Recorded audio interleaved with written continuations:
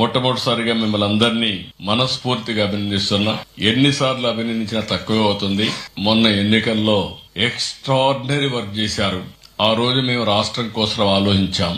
నేను ఆలోచించిన తర్వాత జనసేన అధినేత పవన్ కళ్యాణ్ కూడా స్వచ్ఛందంగా ముందుకొచ్చాడు.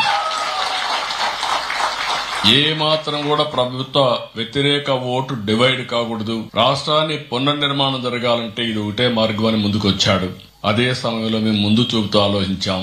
బీజేపీ కూడా ముందుకొచ్చారు. నరేంద్ర మోడీ గారి నాయకత్వంలో బీజేపీ ముందుకొచ్చి ఎన్డీఏ కూటమి ఏర్పాటు చేశాం.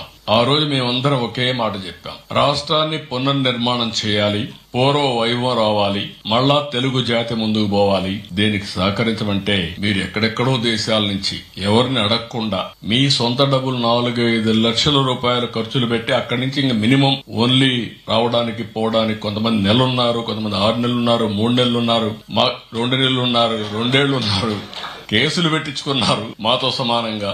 అల్టిమేట్ గా మీ అందరి త్యాగాల ఫలితం 94% స్ట్రైక్ రేట్ తో గెలిచింది మొట్టమొదటిసారి చరిత్రలో.